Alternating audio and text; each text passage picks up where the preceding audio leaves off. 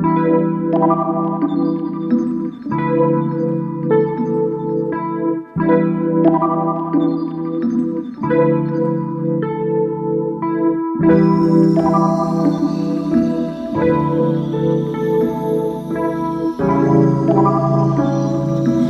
कि मैं आपको इस वीडियो में नगर में स्थापित ऐसी प्रतिमाओं के दर्शन करवा रहा था जो कि कहीं ना कहीं माता रानी से जुड़ी हुई हैं और आज नवरात्रा का पर्व चल रहा है, इसलिए मैंने आपको इस ब्लॉक में खैरापति माँ के दर्शन करवाया। साथ में मैंने महामाया मंदिर दिखाया, शारदा मंदिर दिखाया और दूसरा शारदा मंदिर एक और दिखाया जो बहुत पुराना था। फिलहाल मैं इस जगह पे माता रानी के आपको दर्शन करवाऊंगा जहाँ पे ले जाकर यह मरघाट नगर का सबसे महत्वपूर्ण और सबसे पवित्र स्थल है। हमारे ग्राम की देवी है, नगर की सेठानी है। आज उस सेठानी जी की प्रतिमा के मैं आपके दर्शन लाभ दूंगा। उस नगर की ग्राम देवी से आपका दर्शन लाभ मिलेगा, क्योंकि अभी नवरात्रा के पर्व में सबसे महत्वपूर्ण होता है कि हम माता रानी का आशीर्वाद प्राप्त करें। यह वह जगत जननी है जिन्होंने हमारे को लालन पालन किया है। एक माँ हमें जन्म देने वाली रहती है और एक माँ हमको पालन पोषण वाली रहती है कि जो सारे पूरे विश्व को जिन्होंने अपने हाथों से संवारा है। आज मैं उस स्थान पर ले जाकर आपके माँ के दर्शन करवाऊंगा और मैं आपको यह भी बता दूं कि जो चीज़ वहाँ पर स्थापित होगी मैं उन सभी प्रतिमाओं का आपको दर्शन लाभ दूंगा। फिलहाल मैं आपको लेके चलता हूँ अंदर और अंदर देखते हैं कि और क्या खूबसूरती से यहाँ की समिति ने इस नवरात्रा में उस माँ की प्रतिमा को सजाया है और संवारा है।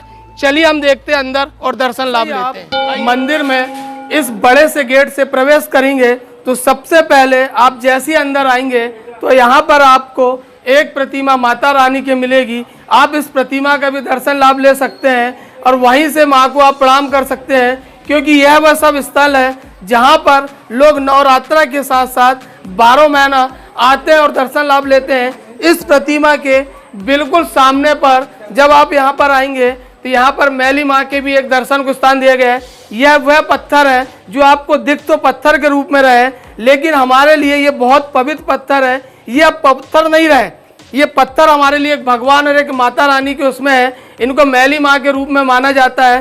किसी भी प्रकार की कोई भी परेशानी होती है, बीमारी रहती है, तो कहीं ना कहीं माँ के पास आके लोग अपनी अर्जी लगाते हैं और उस अर्जी के कारण उनकी हर एक बीमारी और हर एक परेशानी दूर होती है।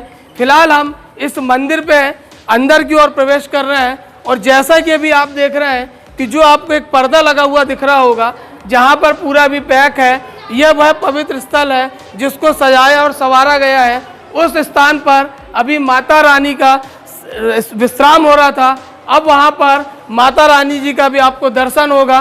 फिलहाल मैं आपको सीधे उस प्रतिमा के पास लेके चलेंगे और वहीं पे आपको माता रानी का दर्शन हो, ऐसा मैं आपको ऐसे विश्वास दिलाता हूँ। चलिए हम चलते हैं और उस स्थान पर और वहीं पर भी हम आपको माता रानी के दर्शन करवाएंगे। उसके बाद मैं आपको बताऊंगा कि माता रानी के दर्शन करने के बाद किसके दर्शन करना अनिवार्य होता है, वह भी इस मंदिर में है, उनका भी आप दर्शन लाभ लेंगे। क्योंकि माँ के दर्शन करने के बाद जब तक आप उस प्रतिमा या उस भगवान के दर्शन लाभ नहीं लेंगे तब तक कहीं ना कहीं माँ का दर्शन करना आपके लिए उतना ज़्यादा सिद्ध नहीं होगा।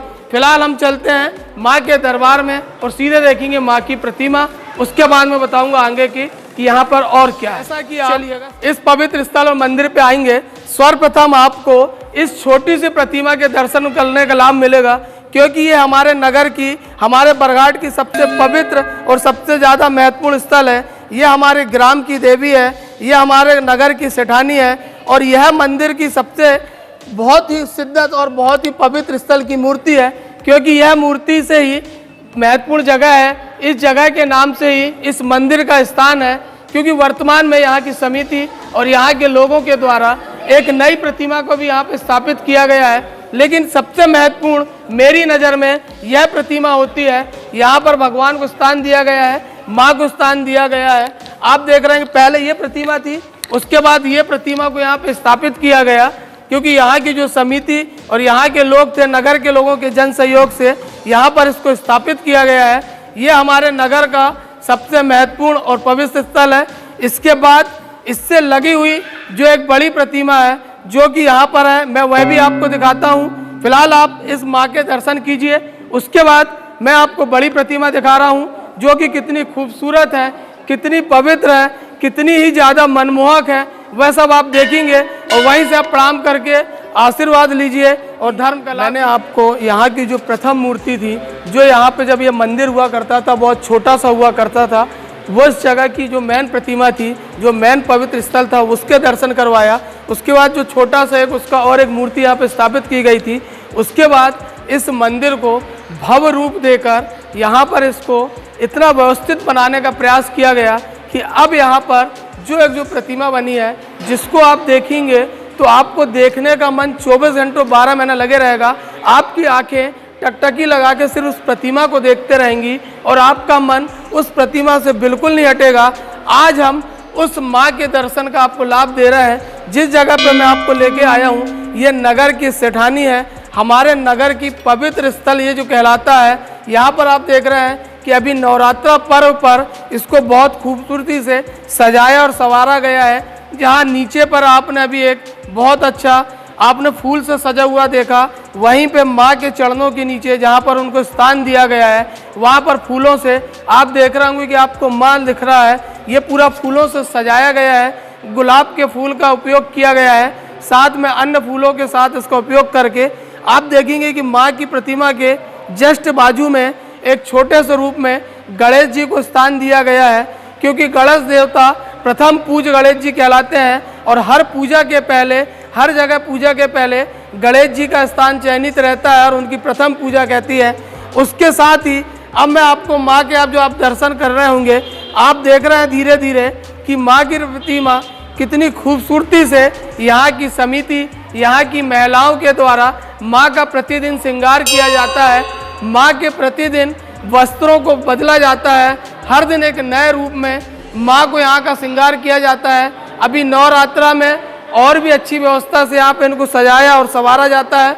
अभी आप देख रहे हैं कि माँ की जो प्रतिमा है उसको कितनी खूबसूरती से सजाया गया है, क्योंकि अभी वर्तमान में नवरात्रा पर्व चल रहा है और उसके साथ ही जहाँ पर ये माँ की प्रतिमा स्थापित की गई है, जहाँ पर आज ये बैठी हुई हैं, उसी के साथ ही यहाँ पर एक कमरे में माँ के ज्वाले का भी स्थान दिया गया है।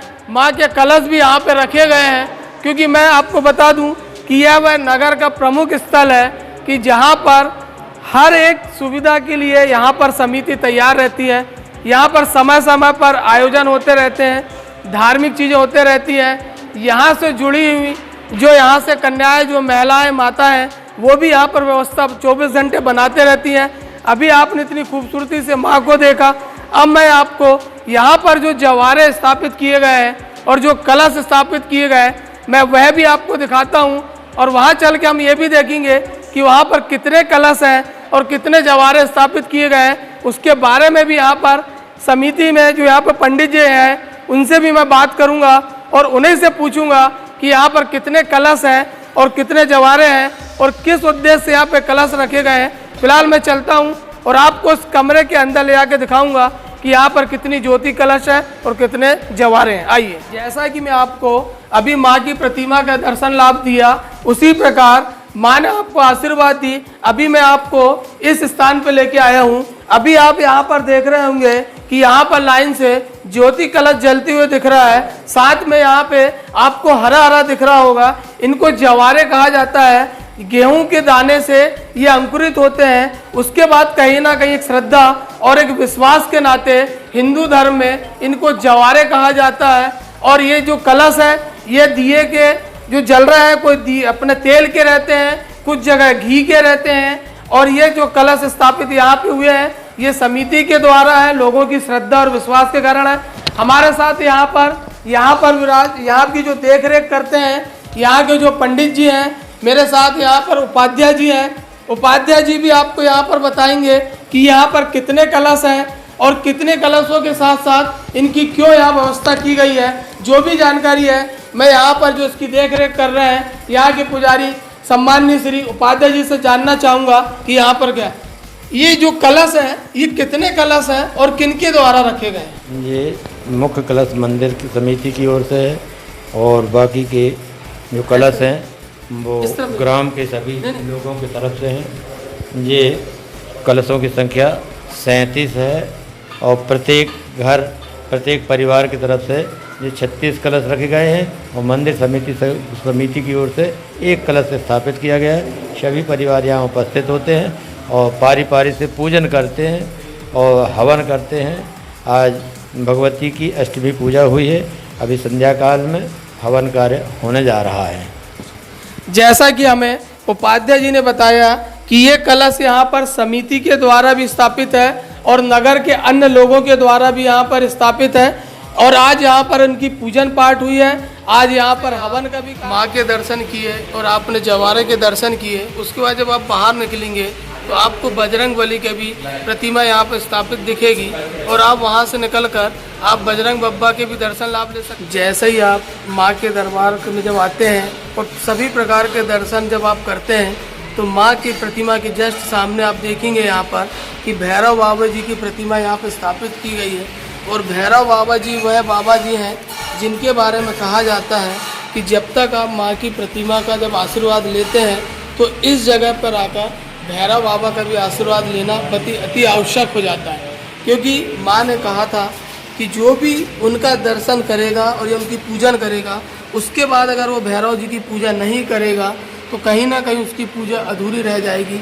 इसलिए आप जब भी माँ का दर्शन लें तो हमेशा भैरव बाबा का भी दर्शन जरूर करें और उनका भी लाभ और उनका भी आशीर्वाद। इसके साथ ही मैं अपनी बात को यहाँ भी समाप्त करता हूँ। मैं अब आपको लास्ट में हमारे नगर में एक और मंदिर है जहाँ पर माता रानी स्थापित है, मैं उस माता रानी के दर्शन भी आपको करवाऊँगा। जब तक के लिए मुझे आज्ञा दीजिए। जय माता दी।